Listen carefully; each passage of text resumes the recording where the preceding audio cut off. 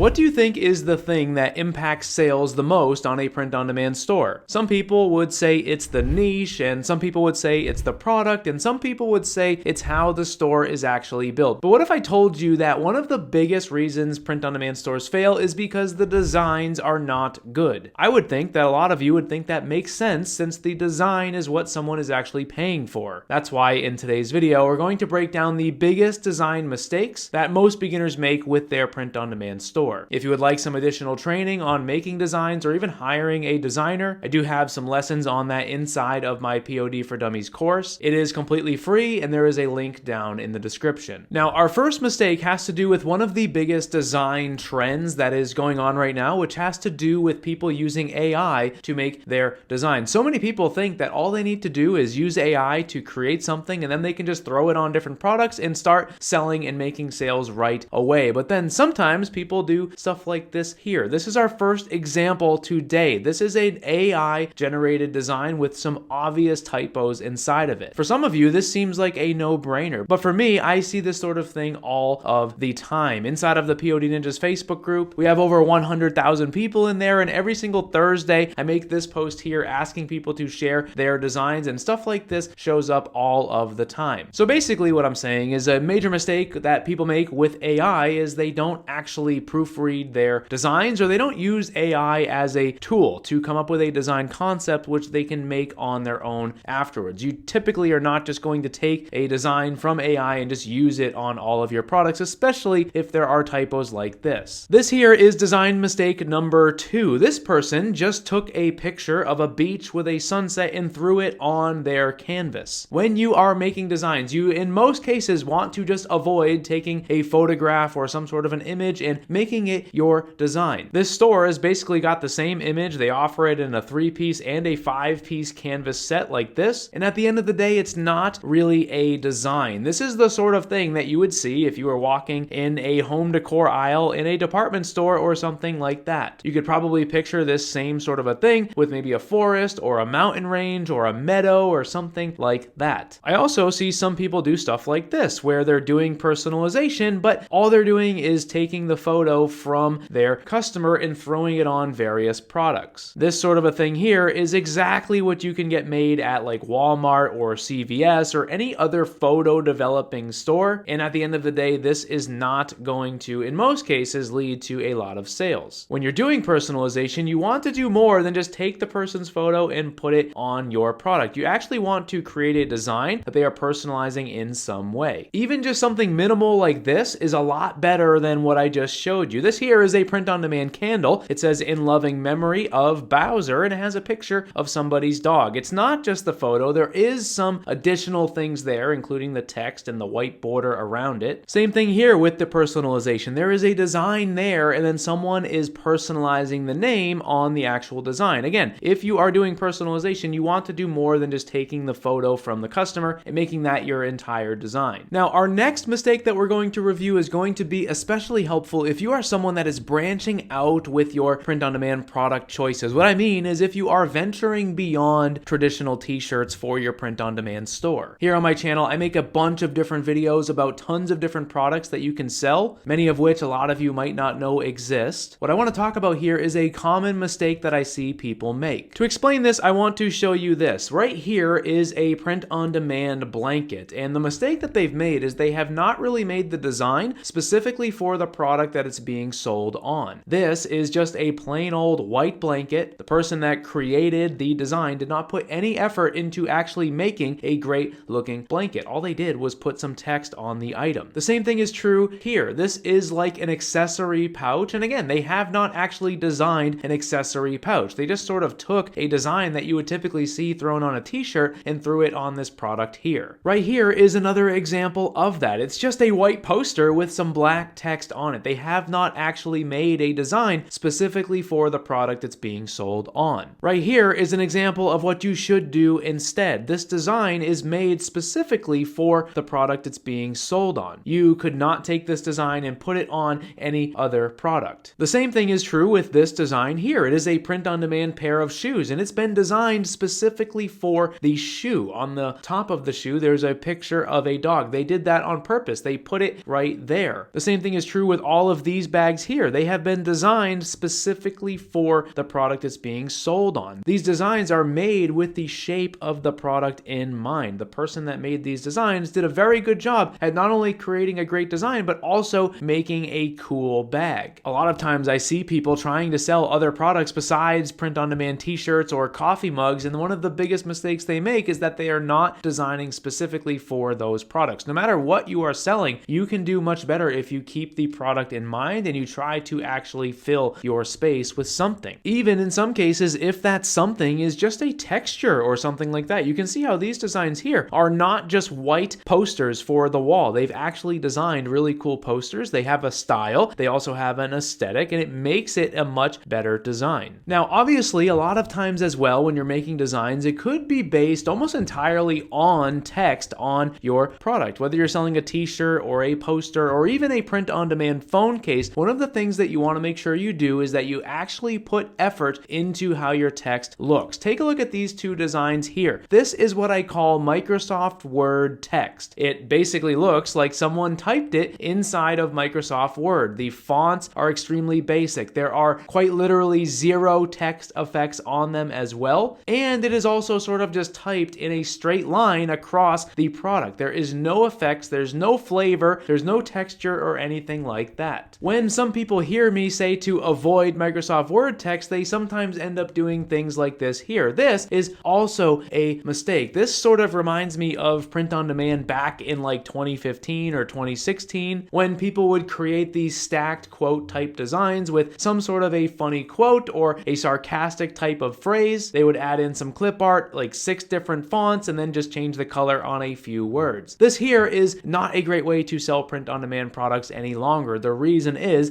because this has been beaten to death. There are so many people that make designs like this for tons of different niches, and in a lot of cases people sort of view this sort of a thing as a cheap type design that they're not actually going to pay for. And here we are at our, actually let me redo that, Mandar.